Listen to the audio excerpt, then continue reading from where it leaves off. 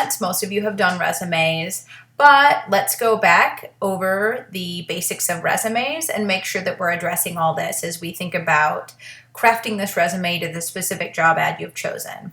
So key parts of your resume are going to be your education, your experience, your contact information, your skills and abilities, your awards, and then there's the optional branding statement, like an objective statement, but geared towards what you can contribute to the company. We're not going to focus on 6 so much because the cover letter, between the cover letter and the resume, you're going to have branded yourself. This is optional though, so it's worth mentioning. So we're going to go through the top 8 resume tips. These are things that you need to think about as you are drafting your resume. So first you want to build a picture of yourself doing the hard and soft skills from your job ad. You don't use full sentences.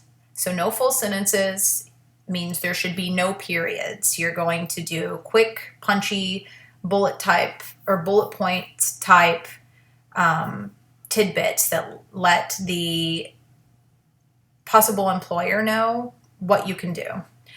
You're going to start with bulleted active verbs that match key soft skills. So remember, soft skills are not those things like the software that you know or these kinds of things. They're communication, they're conflict resolution. These are the soft skills. You need to think of transfer statements. So what you can provide to them. So how have you had experiences, or how do the skills that you have transfer over to what the job needs? And if you can add a number, you should add a number. So show the results of your experience. Tell how many people that you have trained. Tell, show numbers of everything that you've done. Don't just say that you've done this thing, provide a number so you show exactly what you have accomplished. So some bads, or a bad way to approach is gained experience in public speaking. It's a soft skill, right? Better, presented at Society of Petroleum Engineers Annual Technical Conference. Best, presented at 3 conferences, including an invited lecture on reservoir evaluation at the Society of Petroleum Engineers Annual Technical Conference. So you have specificity here, going from bad to best. Also notice that number, presented at 3 conferences. I would add to this, another way that you could have used numbers in this is that how many people that you spoke to, how large was the audience. But any way that you can provide numbers that demonstrate kind of the vastness of what you've done is going to be very helpful. You'll see that I have a link here about active verbs. You always want to use active verbs whenever you are creating your resume, and you can go to this link right here to check out ways to utilize and use effectively active verbs. So please check that out after you're finished watching this. So the second tip to resumes is scannability. So the headings, numbers, numerous vectors, and bullet points. These are all important. Your resume needs to be scannable. You need to create a visual hierarchy using fonts, italics, bullets, and tabs. Key to this is, though, only use 2 fonts, 2 colors, and 2 sizes. You don't want your resume to be a cluster of various things. It doesn't need to be eclectic. You shouldn't use 4 different fonts and use 3 different sizes and colors all over the place. You want to create this hierarchy, but it needs to be organized and clean. So you want to max it out at 2 for each of these. You need to think in terms of 2 or 3 key vectors. So vectors are kind of, see right here, we can think of the indentation or the spacing. These are vectors. So you want to have 2 to 3 vectors. You also don't want that to be all over the place. It can be too many. These should be enough to lead the eye and create a kind of hierarchy and organization, but you don't want so many that it's hard to tell what's going on. You want to avoid bolding everything. choose one thing if you want to bold and only do that. So if you want to bold, say, your actual job titles, you do that. But you don't want to bold everything. Bolding loses its emphasis once you use it too much, so keep that in mind. Number 3 is it needs to be uniform, consistent, and parallel across the section. So what does parallelism mean? It means that you're using the same form of the verb throughout. Managing the dental office budget and approved supply requisitions. That is not parallel. Parallel would be managing the dental office budget and approving supply requisitions. So if you're going to be using present tense, you need to use that consistently, or past, it needs to be consistent. It needs to be parallel throughout. All of your verbs need to match one another. Uniformity of design. If you're going to italicize your position title, italicize all of them. Don't pick and choose. This needs to be consistent. There needs to be some method. If you're going to align your dates of employment, 8 spaces after your employer name, then you need to make sure that you do it 8 spaces after all of them. Basically, use the same format for every single section. Don't change it up. Keep it consistent.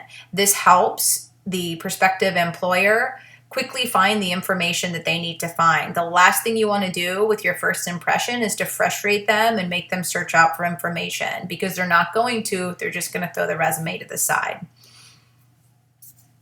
So think about the statement. The coach told the players that they should get a lot of sleep, that they should not eat too much, and to do some warm-up exercises before the game.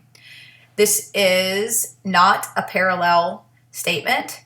What it needs to be is either all in the subjunctive with the should, or all of the active to do. So it needs to be that they should get a lot of sleep, they should not eat, and they should do some warm-up exercises.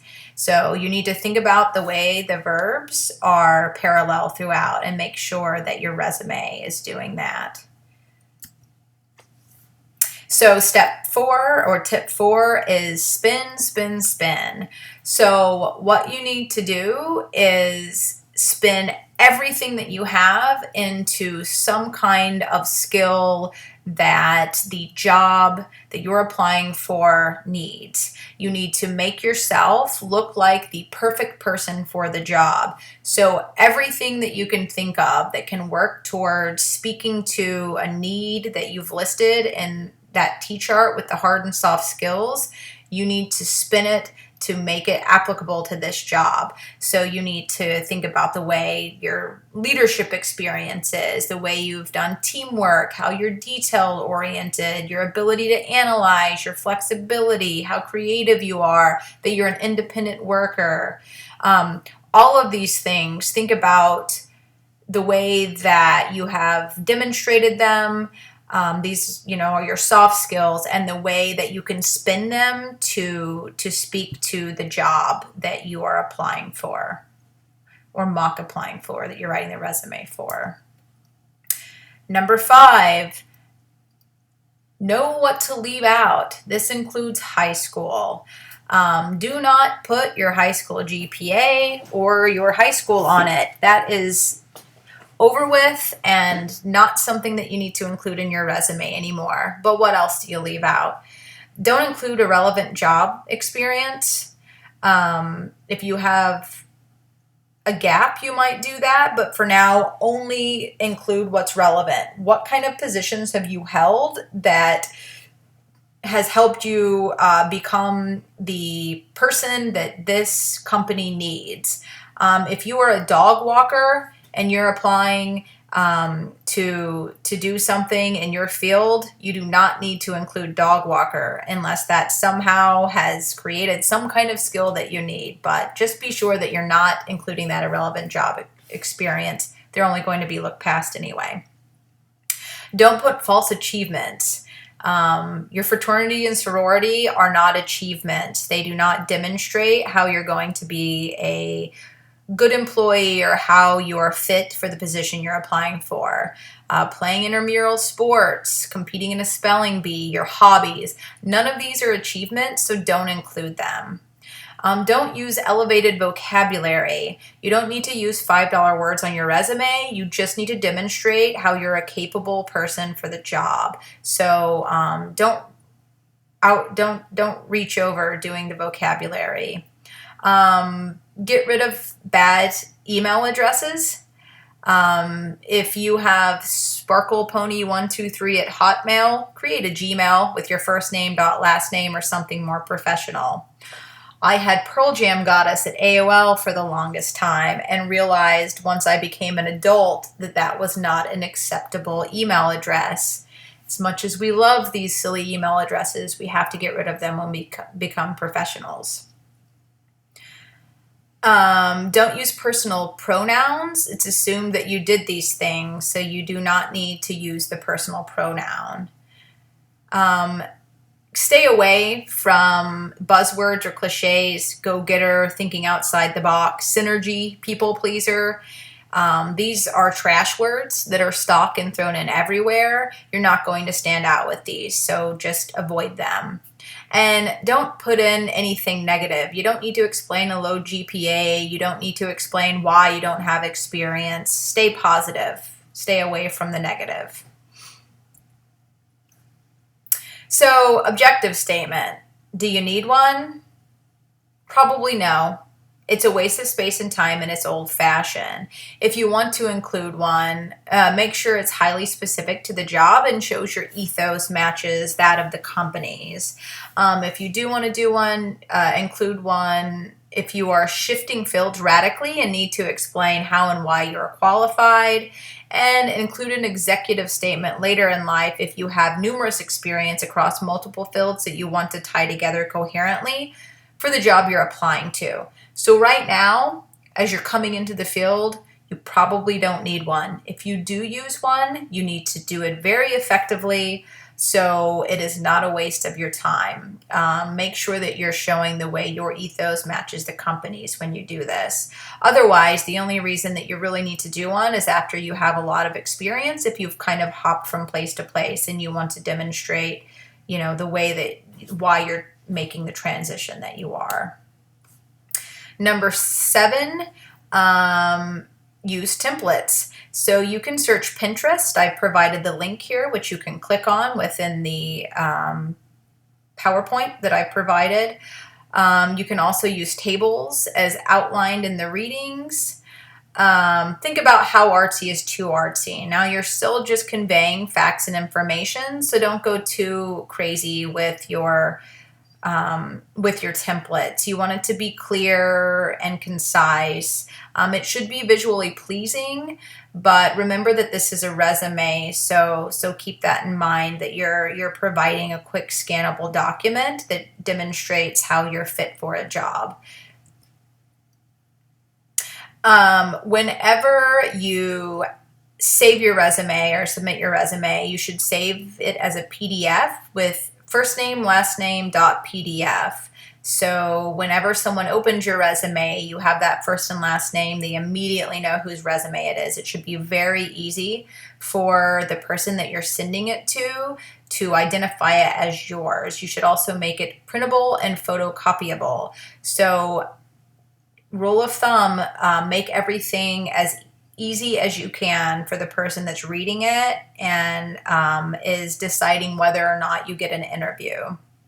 And don't go below a 0.8 on the margins or below an 11-point font. Below 11 is going to be very hard to read, and you don't want to do that to the person reading it. And the 0.8 margins, that's just too much space on the paper. So keep that in mind as you create your resume. Now you can go ahead and look at sample resumes. I've provided some links within the PowerPoint again, so you can go check those out. We're going to do resume analysis as homework, so you can find them right here.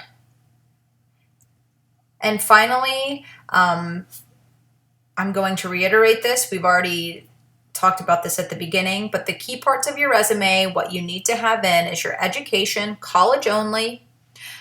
You can provide your grade point average, your experience, and this needs to be experience that's related to the job. So it can be jobs, courses, internships, volunteering if it's related to the job ad.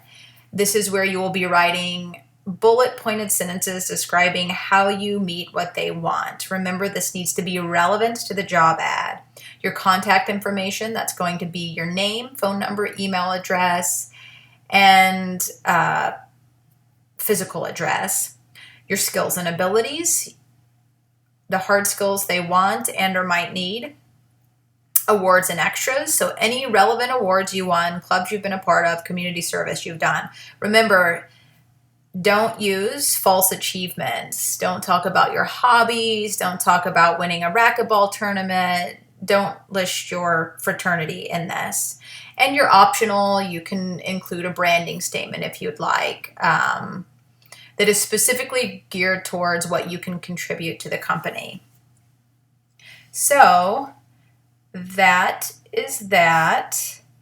And let's go on to do some analysis and take a stab at crafting our own resumes now.